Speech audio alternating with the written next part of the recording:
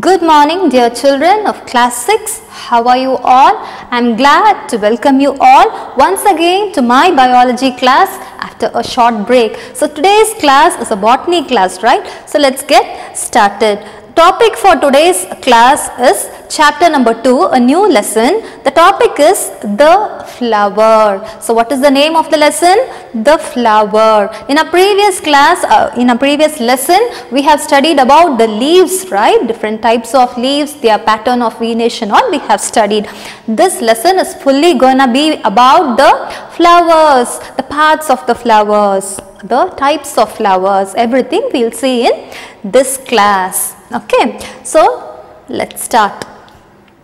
So before learning in detail about the flowers, we'll see the basic properties of a flower.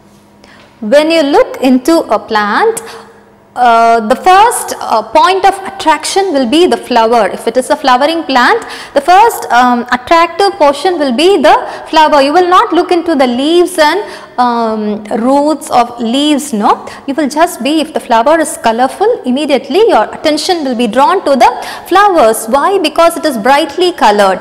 And before that, you should know that flower is the reproductive organ. Flower is the reproductive organ in the plant. In plants, so which is the reproductive organ?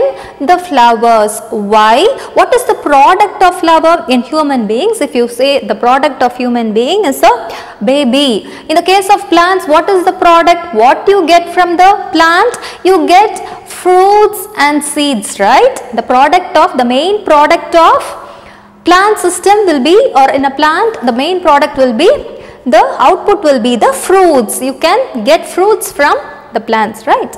So this fruit is formed by the flowers. So before the fruit formation, you know, flowers are formed, right? So the reproductive organ in a plant is the flower, because only the flower will give rise to a structure or the product called as the fruits and the seeds. That's why the flower is called the reproductive organ. As I told you, whenever you look into a flower, in a plant, the flower is the colorful part of the plant. It is so colorful, and also it is the most attractive. It draws the attention of everyone who is watching a plant. The flower draws the attention, and also, as I told you, flowers will give rise to the next stage of flowering will be, except for ornamental plants. What are ornamental plants? There are some plants like you have only for decoration, no? They will not give you fruits or seeds. Except for ornamental plants,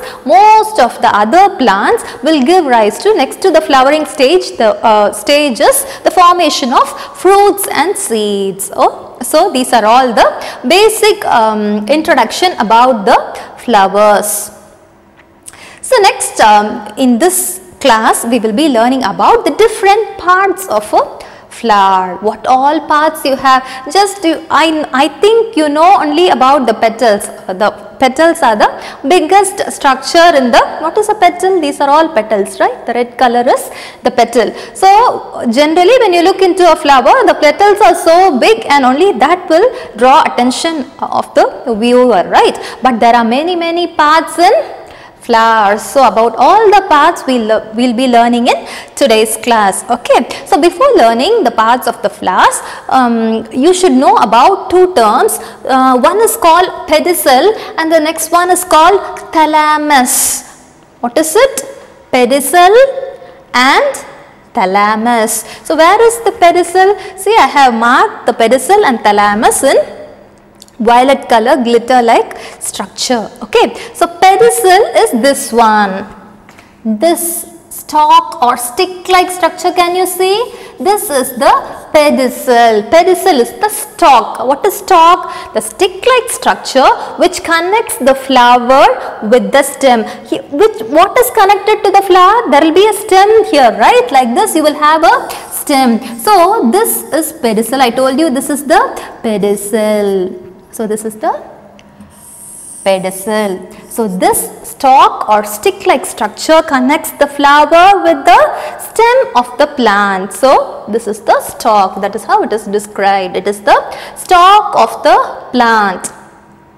Then it connects the flower with the stem. The flower is connected with the stem, as I told you. The next term describe this thalamus. What is thalamus? Can you see a bulky structure here? Can you see some bulky structure, a swollen structure? This is the thalamus. Okay, so this is the thalamus. So how to describe a thalamus? It is a swollen structure. Swollen means it is bigger in size. Compared to the other parts, it is swollen or bigger in size, no? So you can describe it as a swollen structure. And then it is the end of the stalk. It is the end of the stalk. Stalk is the pedicel, right? So end of the stalk is thalamus, but it is swollen in structure. The stalk is stick-like structure, right? It is thin in nature, but the thalamus, which is the end of the stalk, the stalk ends with thalamus, and it is swollen in nature. It is bulky in nature. So next we learn in detail about the different parts of a flower. So totally the flower has 4 important parts. How many important parts are there in a flower? There are 4 important parts in a flower. So what are those 4 parts? The 4 parts are calyx, corolla, androecium. It is not androecium, it is androecium and gynoecium. So the 4 parts of the flower are calyx, corolla, androecium, gynoecium. So calyx, corolla, androecium and gynoecium. What is calyx? So this is the calyx. I will mark and show you. This is the calyx. In shoe flower, in hibiscus flower all, you can see the calyx very clearly. See, actually there are 2 green structures. See, if there is a bud, this is actually the bud of a flower. So if you have a bud in a flower, you will find some covering in rows also, you can see this. So covering the bud, there will be leaf like green structures, no? So below that, that is not the calyx. Below that you will have one more leaf like structures below. So that is the calyx. So this is the calyx. Okay, this calyx forms the outermost whorl of the flower. How it is described? Calyx is the outermost whorl of a flower. Why it is called outermost whorl? If you see a flower, generally the petals seem to be popping out, right? But actually in a bud, if you see, the outermost structure, which one is outermost? The calyx is the outermost, and inside that you have a structure called a sepal, and inside that only you have bud or the flower. So the outermost part of the flower is the calyx, outermost whorl, which means outermost circumference is the calyx. Then what is a sepal? Again, can you find one more leaf like structure surrounding the bud? That is called the sepal. So this is the calyx and this is the sepal. So it consists leaf like structure. So this is the sepal. It is 5 or more in number. Here how many can you see here? You can see only 2 because one side alone we are seeing in this image. It is a 2D image, no? That's why we can see only 2, but actually there are 5 or more. Actually it is 5 or more in number. Why? What is the use of sepal in a flower? It gives protection to the bud, that is it protects the bud from damage. Okay, you can see them covering the bud, right? It gives protection. It also can carry out photosynthesis. Usually whatever it is, either it is a bacteria or whether it is a plant, whenever you find some green structure or even in stem, Okay, stem is also green, right? So whatever is green in color, generally they have the pigment called as chlorophyll, and they will have the ability to carry out photosynthesis. So here also the sepal has the ability, a special property of carrying out photosynthesis. So what have we studied? Calyx is the outermost whorl of a flower, which is also green and which is also leaf-like, and you have sepals which is inner to the calyx, and it is also leaf-like structure. They are 5 or more in number, and their function is it is to protect the buds or the flowers, okay, and also it can carry out photosynthesis. So this is about the calyx and the sepals.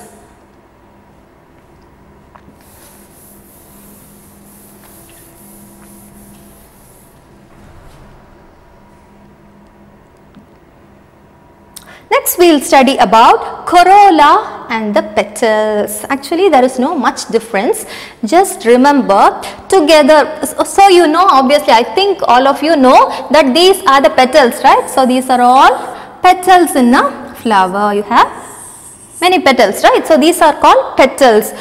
Why I have labeled it as corolla? Because all petals together collectively it is called by the name corolla. So one is called, so this is one petal, this is one petal, this is one petal, and this is one petal, but collectively you call them as corolla, or you call it as petals, right? Plural is petals. The actual term is corolla. Corolla is a group of petals. So what is corolla? It is the second whorl. Actually you call this as the first whorl, no? So corolla is the second whorl. So already we have studied about the first whorl, and this is the second whorl in a flower. So that is how it is described. What else you know about corolla? It is a ring of petals. A cluster of petals is the corolla. And petals, you know, what properties can you say about petals?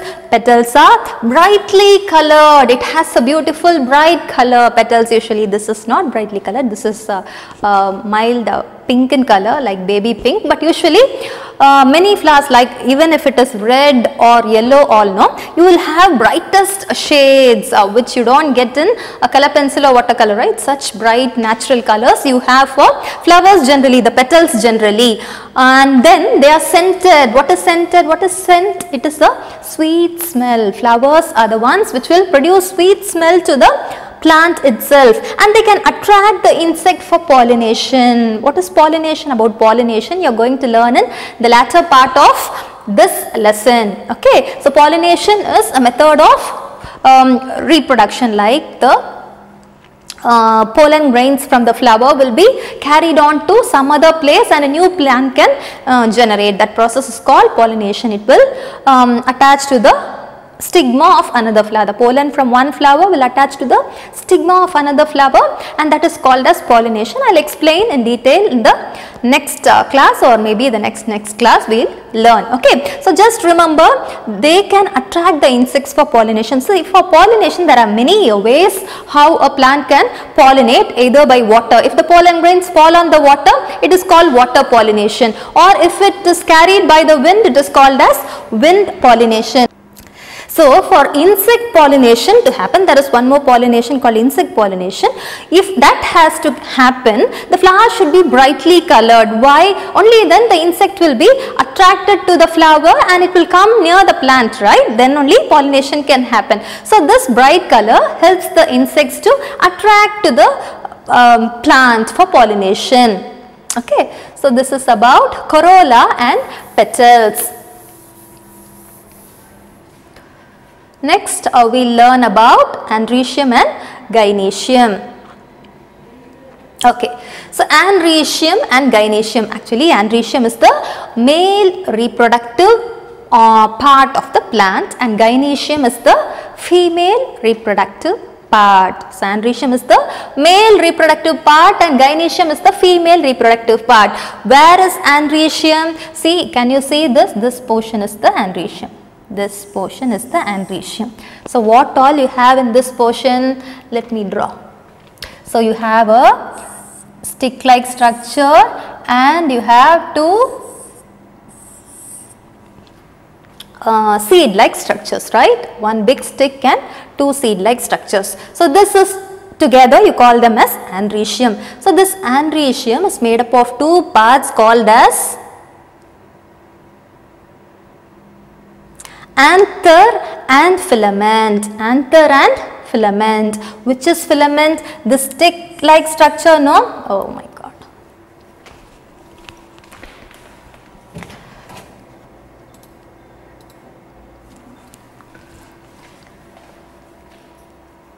So this stick-like structure, no? This is the filament. So this is the filament. It is long and slender. How it is described? The filament is long and slender. So this, no, actually you can see in hibiscus flower or shoe flower you call, no.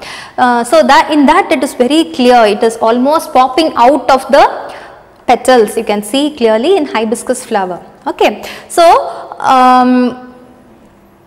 male reproductive organ, that is the androecium, has two parts. One is anther and the second one is filament. So this is the filament and this is the anther. The seed-like structure, no? This is the anther. So how can you describe an anther for filament? There is no description. It is just long and slender-like structure. So here is the filament and this is the anther. Can you see? And then where can you find anther? Anther is at the tip. It is at the tip, right? In a androecium. Together you call it as androecium. So in a androecium, so this is androecium together. So in a androecium, the anther is found at the tip of the androecium, and then they are dust-like particles. In hibiscus plant, you can see clearly that yellow round ball-like structures. No, that is actually the anther. So it is dust-like, and they are called as pollen grains. This is individually, this is called as pollen grain. Okay, you can find pollen grains. There are two pollen grains in one anther. So together you call it as anther, and each particle you can call it as pollen grain, which is yellow in color, and it appears like round particles like this. It appears actually in hibiscus, and then it is made up of male reproductive cells. What is this structure made up of? The pollen grains is fully made up of many cells, and these cells are male reproductive cells. So androecium includes filament and anther, and filament is just a long slender structure, and anther is found at the tip of the filament, and then they are dust-like particles, and it is called as pollen grains. The round yellow particles are pollen grains, and the pollen grains are made up of male reproductive cells. So this is about the male reproductive organ, that is the androecium. Next we learn about the female reproductive organ, which is the gynoecium. So this is the gynoecium actually. I will show in the next slide. So I told you gynoecium is the female reproductive organ, right? So the same flower I have displayed. Okay. So the female reproductive organ is made up of three parts. In male reproductive organ, we have studied it is made up of two parts called as filament and anther, right? So the female reproductive organ is made up of three parts called as style, stigma and ovary. What are the three parts in female parts of the plant? Style, stigma and ovary. So where is the female reproductive organ, which is the gynoecium first of all? So this structure is the gynoecium. Which one? So from here,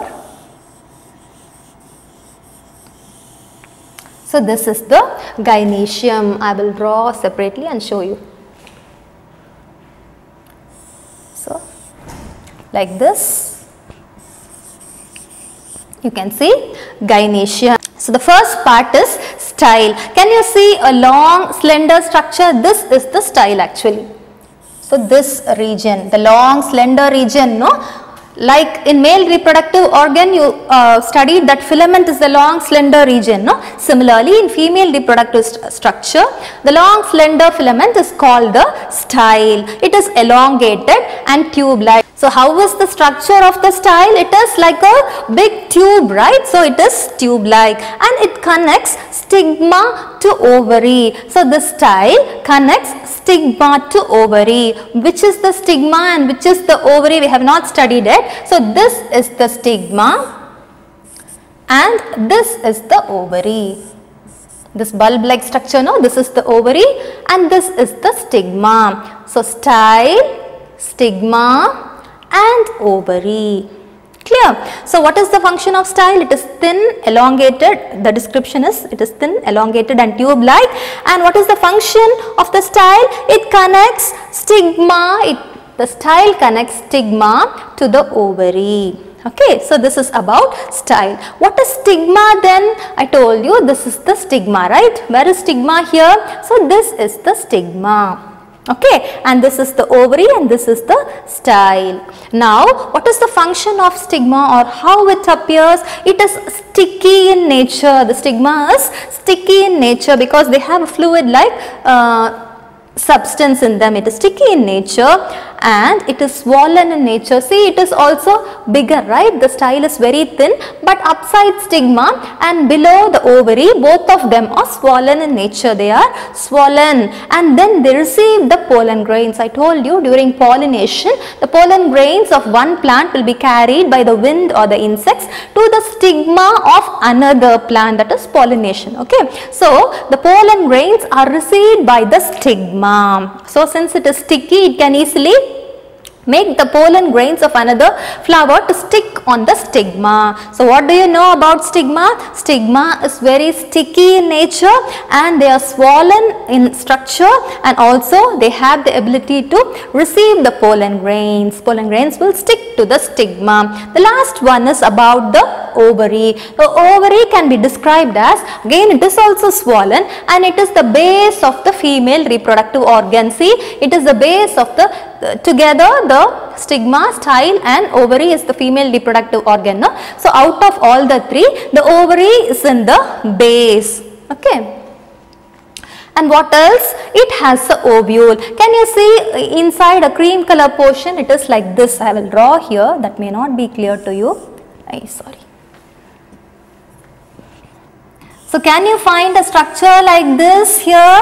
So this is the ovule. So this is the ovule. So it is called this ovule is the female gamete. Okay, the female gamete is the ovary of the flower, and then the ovule, this is ovule, right? The ovule after fertilization develops into seeds, and the ovary, this is ovule and this is ovary. This is ovule and this is ovary.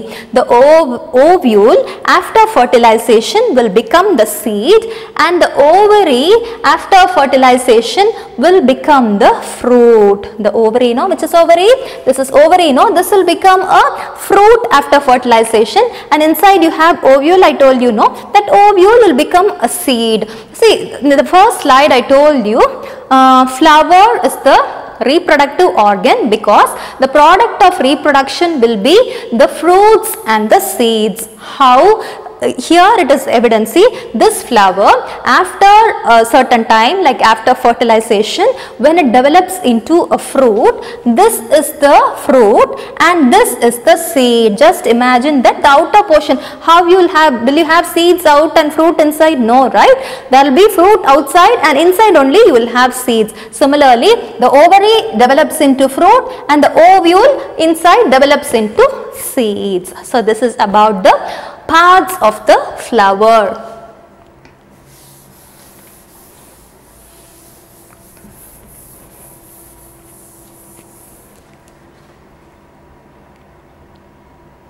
Then there are two types of flowers called as bisexual flowers and unisexual flowers. What are the two types of flowers?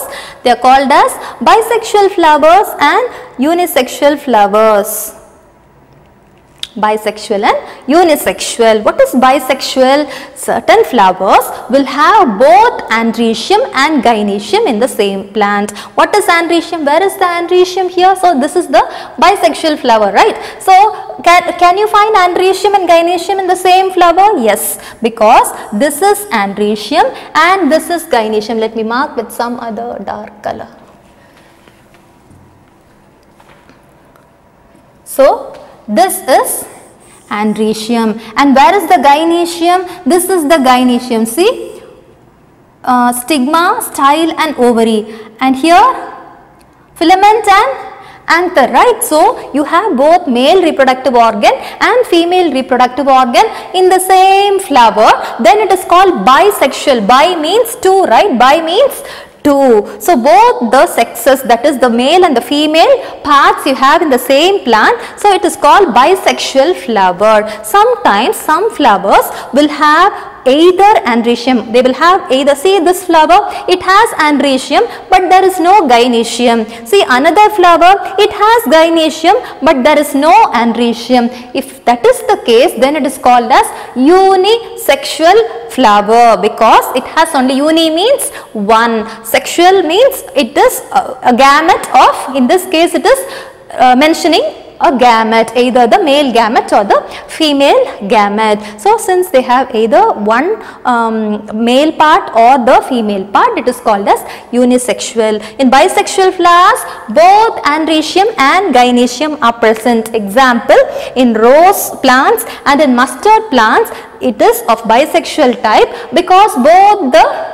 androecium and gynoecium is present. Whereas in the case of unisexual flowers, I told you either androecium is present or gynoecium is present. That is why it is called unisexual. Example, you can find in papaya plants. Have you heard some say it is a male plant and it is a female plant, mentioning the papaya. You can easily differentiate the sex of the papaya plant because either it will be a male plant or it will be a female plant. And also cucumber plants also are unisexual. They will either have a male flower or they will have a female flower. So this is all about the types of flowers. So this is for today's class. And for your homework, what you are going to do is you will read page number 24 and 25 in your biology textbook, okay, and you can solve the questions 1 to 5 in page number 27. So please read your books daily. Do not accumulate and dump for exams to learn. It will be very difficult for you. So whenever I give you homework to read the pages, please read at least one after listening to my video. It will be very useful for you in your learning process. Okay, so that is all for today's class, and in next class we will learn about pollination and other topics. Okay, so this is for today's class, and until I meet you in your next class, you all take care and bye bye.